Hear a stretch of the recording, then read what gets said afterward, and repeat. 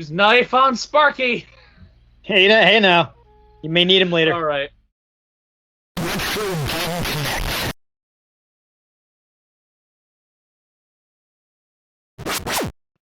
Hello and welcome to Retro Game Connect. I'm Dan Mastriani. I'm Ian Butterfield. And today we're playing a point-and-click adventure game from Down Under. Because we were playing Flight of the Amazon Queen for Amiga. Yes, this was actually I had... Wait, we can play... How are we playing video games on a clone? That's a Bad Batch reference because the character Omega has a really heavy New Zealand accent, and she always says her name as Omega. Yes, no, not New Zealand, Australia. There's a difference. They'll get mad at you. Don't. Oh yes. Don't lump them Oh, together. I know. I actually both British prison colonies. If you look into some history, you find the name Butterfield popping up there. What have you been doing, Ian? This past ancestors. Yes. Anyhow, though, yeah, I actually had no idea because this game is freeware now. Like you can freely download it, and I played it previously because hey, free point and click, and I had no idea it was actually made in Australia. Crikey. Yes. Right. Well, let's hop to it. Yeah. Go ahead and play. Woo! Yeah. So this was actually originally developed on Amiga 500, though there was a DOS version that was released simultaneously. And I mentioned that because the opening credits are going to bring up the existence of voices that are not in the Amiga version.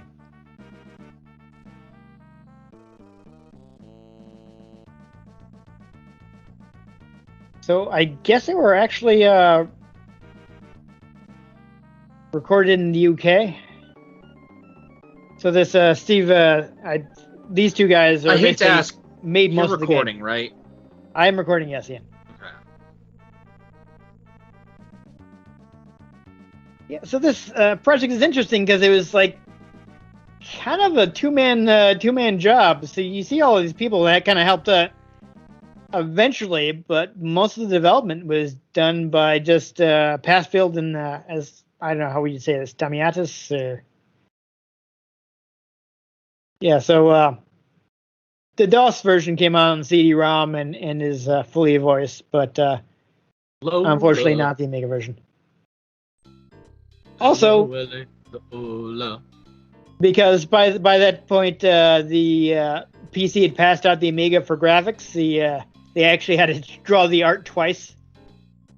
Once for like 32 colors on Amiga, and again for 256 colors on the PC. Boy. Yeah, I mean, it still looks pretty good on Amiga, though. So we gonna just go straight in the game here. So as soon as this opening scene ends, you will take control and start pointing and clicking.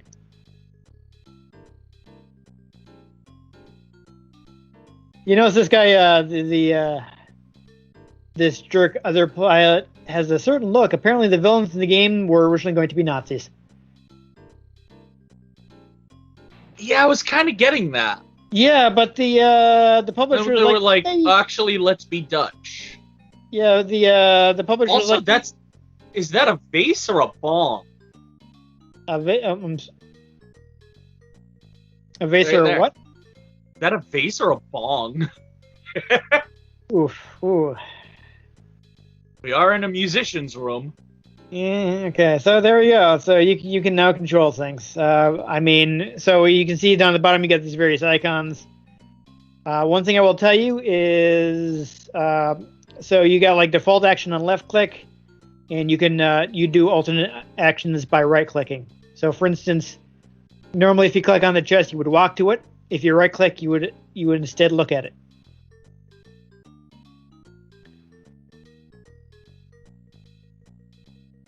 So that is important to know. So you can attempt to open the chest. That would be the leftmost icon here. Yeah, so you click on that to open, and then yeah. So now it's locked. Ugh. So we gotta look around, trying to see if we can find a key, perhaps. This mouse is incredibly sensitive. Sorry, maybe because you're playing online. I do know that you can pull this. Yeah, next to the window, you can pull the curtain rod. So you want to right click on it, and now you can find some more stuff. Oy vey. So this is point and click, Ian. So I would say go ahead and pick up anything that's not laid down, like that wig.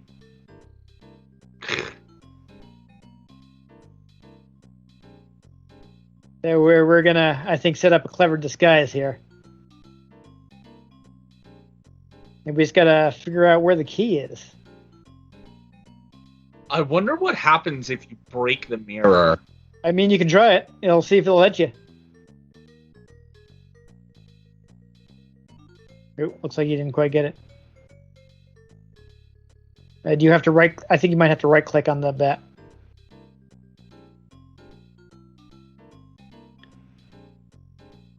Nope. See if you can use it on the chest. You might be able to just smack the chest open. Oh, it looks like you have to select it again.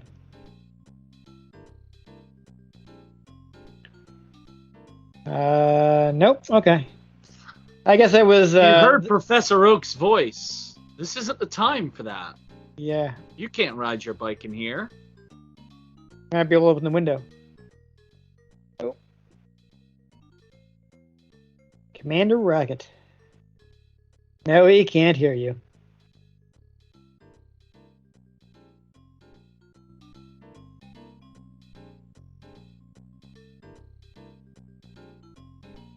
Yeah, you might be able to, yeah, if you grab the sheets, there might be something under them. Also, I believe, yeah, you're doing interesting. All right, I'll pick up more sheets.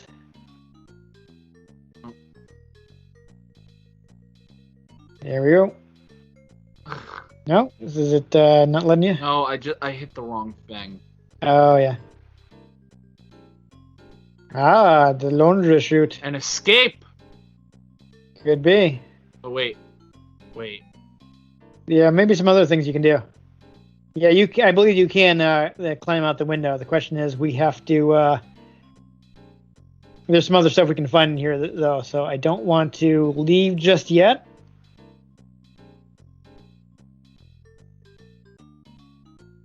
No, you might be able to open the window though. You can see if it'll let you open the window.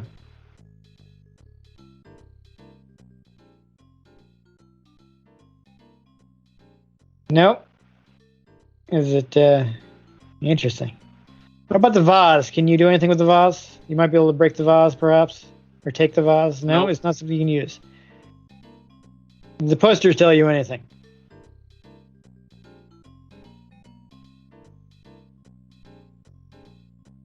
Interesting.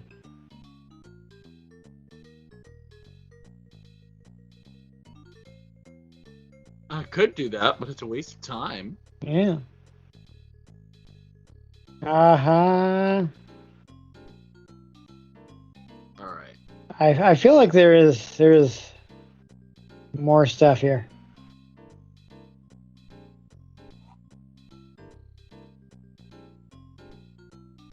So I believe you can tie the sheets together.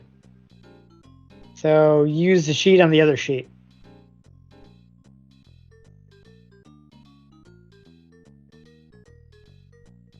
So Use right click on sheet. it. On another Use sheet and right sheet click on again. other sheet. There you go. Now you can use those two sheets on the radiator.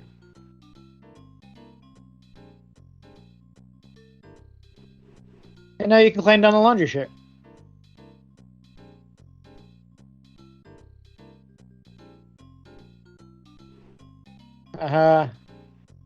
Yeah, so they did actually want a comedic tone for this game. Your main character's name is Joe King. Ayo. Yeah, so I don't know if we can grab any of this stuff. Maybe we'll get the tools. A Oh, box of rubber tools. Why the heck would I want that? so there. I'm gonna not sure what's supposed to be next to that mask. What's on the bottom there? Boxy crowbar. Oh, you got a ladder.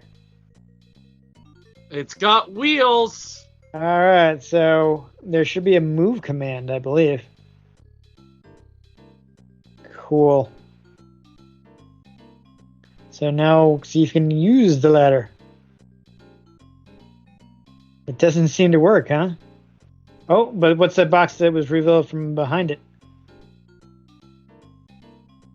Not just background detail, huh? Is that not where you're supposed to move it? Yeah, it just goes back to where it was. Interesting. So, I think we were definitely supposed to move it. Maybe once you move it, you can grab one of the things you couldn't grab before. I'm trying to climb the ladder. It won't let me. Okay, but I'm saying maybe it'll do it automatically if you try to pick up something that's above it. Because you were saying you can't reach it, right? There we go. Yeah, so you don't directly do. Okay, so now you got a crowbar. That will probably let you open some of those chests.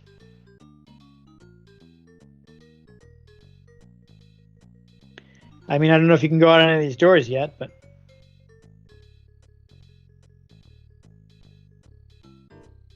I don't know. Yeah. So yeah, I would say yeah, go back upstairs.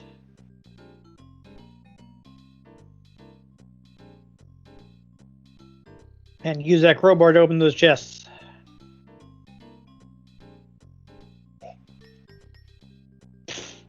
I like how he just tapped at it. Every good journey, you need a towel for your journey. Yeah, absolutely. It's just full of towels and sheets. Well, let's open that. Well, I guess you're not supposed to open that. At least you've got the towel. And we all know how useful a towel can be.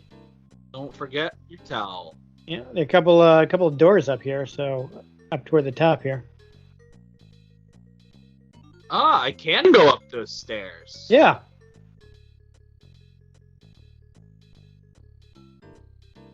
Okay, this is out. So Yeah, I don't think you want to go there because those guys will see you and shove you back inside. Well, I have a crowbar and a baseball bat, so have fun. Well, keep in mind, Ian, this is I right? know.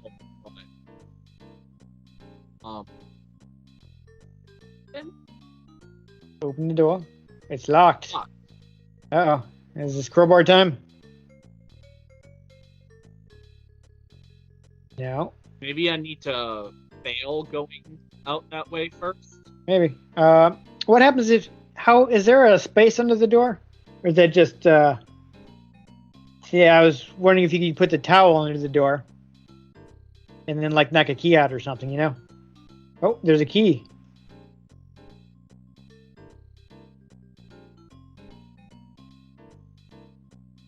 I'm sure it'll get in your way. So, try talking to this bellboy here.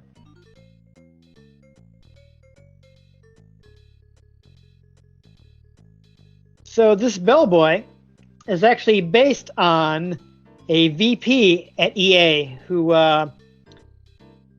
basically really rudely dismissed them when they were pitching the game to EA's Gold Coast office.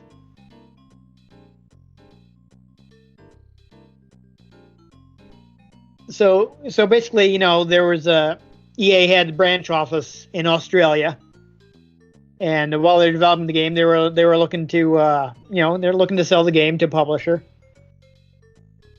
and they went to the Gold Coast office, and the people like at the office were like, "Okay, yeah, your game looks pretty good." And they didn't get like any sort of Uncle EA owns it. Uncle EA, yes. They didn't think to get any kind of commitment because, of course, it's really their first commercial venture. And they didn't think to get any kind of agreement, but I guess like the branch office actually like lent them a computer to work, like a PC to work on.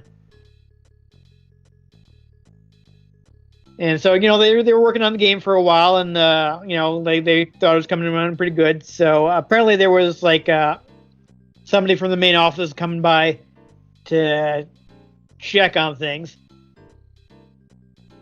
So they go in to show off the games they're developing, and then they go to the office, and the guy comes in. He's like, "Hey." First off, the guy's like, "Don't bother to tell me your names. I'm not even gonna remember them." The guy, like, just like takes half a second look at the game, just like completely dismisses them right away. Is like super rude to them. And the guys are like, "Well, I guess that's that." And so basically, why didn't you say so? So, like the guy just what a speech check. Yeah. So basically, it was a pretty bad experience. The guy's name keeps slipping my mind here. I got on my notes. Passfield. So Passfield was pretty upset that the guy just brushed him off like that. So basically, he ended up he found every publisher he could think of. Oh, hello. Made a bunch of copies of the disc and mailed it off to anybody he could, just to prove the guy wrong. And they actually ended up being picked up by a new label that was started by the Bitmap brothers, who were pretty famous developers in the UK.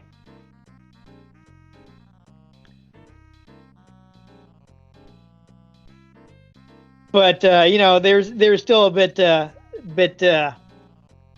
teed off about it, and so when their new publisher suggested that they add an introductory sequence to the game, which is what we're playing right now,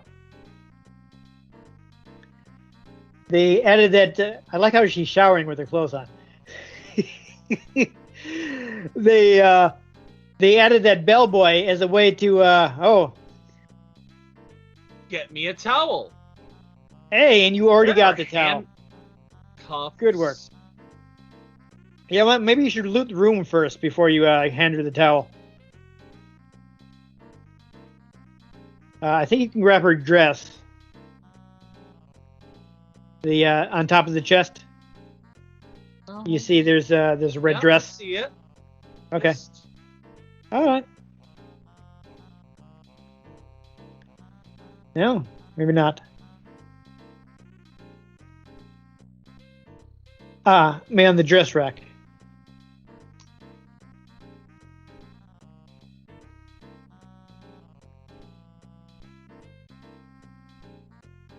Maybe you should look at it first. I'm just gonna give her the towel.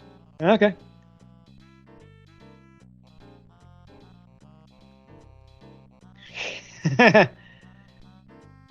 Another fine addition to my collection. Yeah, so tell you what you want to do. Go to give to.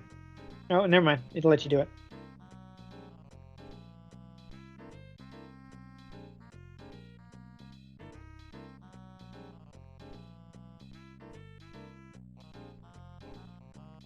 Yeah. Sorry, I lost my train of thought. I have a feeling I'm cross-dressing. Yes. Okay. So apparently you don't have to do it without her knowledge. And this is what you're using that wig for.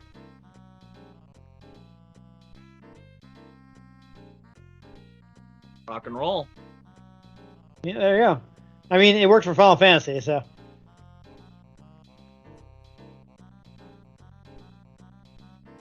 Hey, sometimes you just gotta. Yeah. So now, see, you have everything you need. You've got the dress. It's just my You've got the wig. Okay. So, yeah, use the dress, I guess. Oh, so maybe you should combine the dress and the wig first.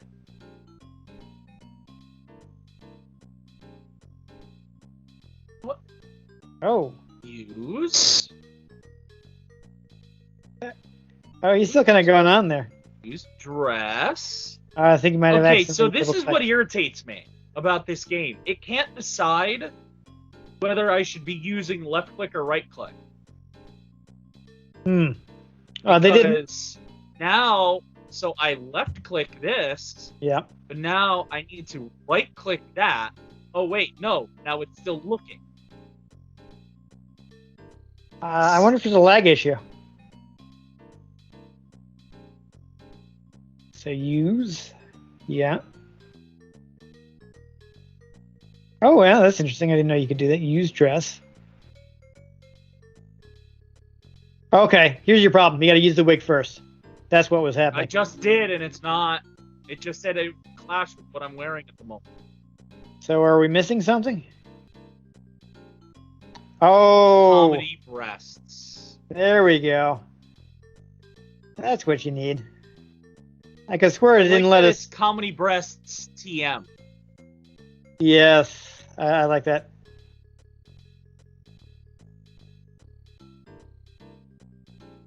Oh dear, that's yeah, I might have to blur that.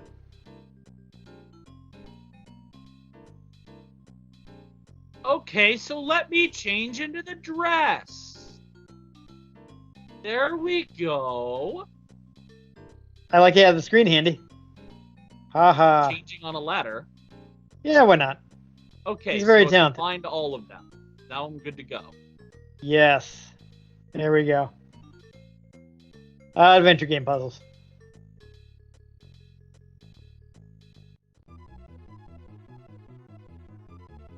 Okay. Yeah, so we mentioned earlier that the villains were originally Nazis. They instead they changed them to a fictional evil organization.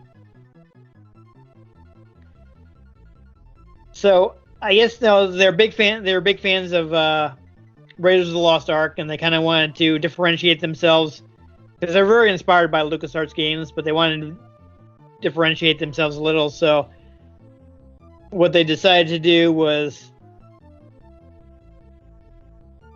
like, they thought like an Indiana Jones setting would be great, and rather than in fantasy, they wanted to take it like in the sci-fi direction, so it wouldn't be like too close to Indiana Jones. So, which is where we kind of got this B-movie plot going here.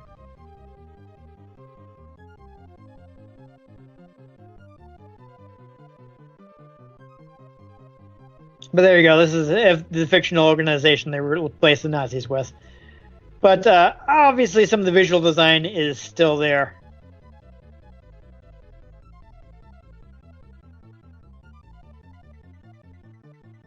Yeah, ha ha ha.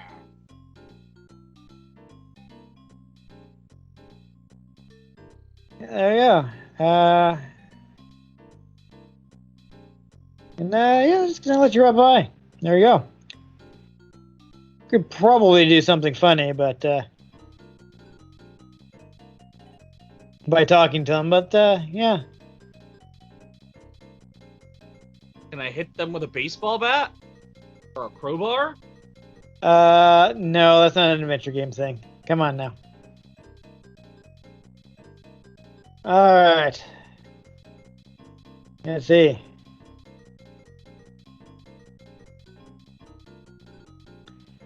I mean, I don't know if you want to change back into your regular clothes.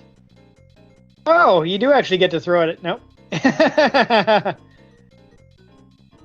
Yeah, they're all the way back there. How are you gonna? Throw a chicken at him.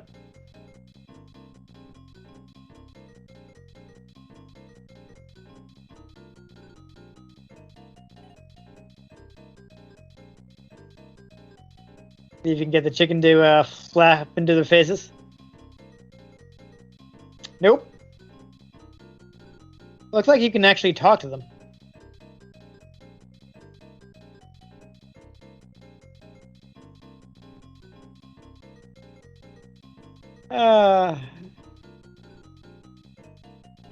Can you do anything with a straw? Oh, sorry, the hay.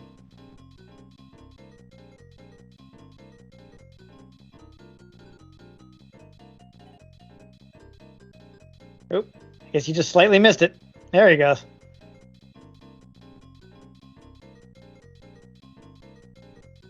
Oil, there we go. No, I don't want to look at it. There we go. That should do the job. Ew.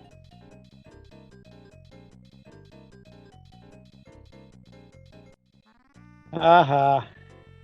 Boy, will be back. There we go. Ugh.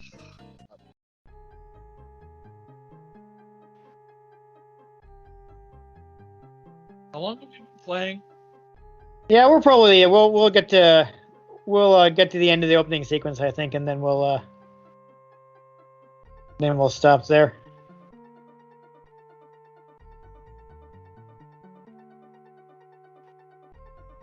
He's joking.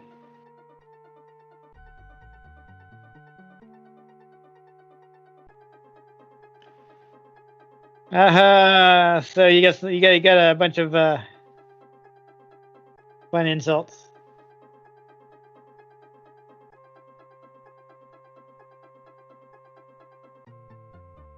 Oof.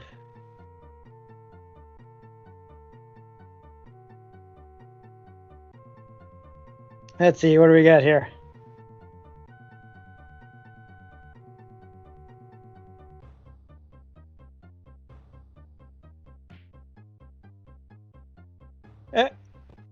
Amazing.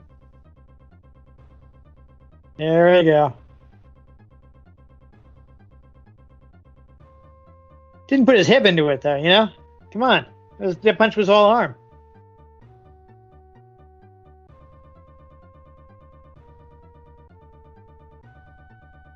Uh-oh.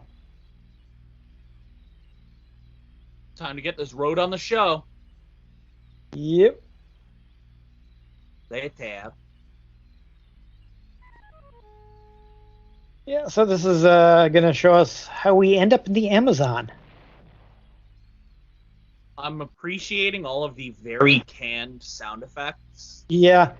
Well, I believe the Amiga did have sample-based audio playback, so. Well, yeah, it's just a lot of the sound effects are very much like common from like old school cartoons. Yeah.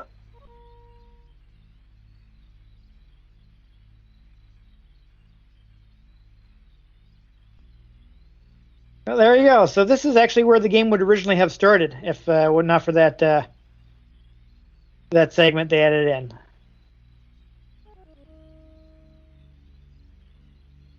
So there you have it. All right, so. Yeah, so we can. I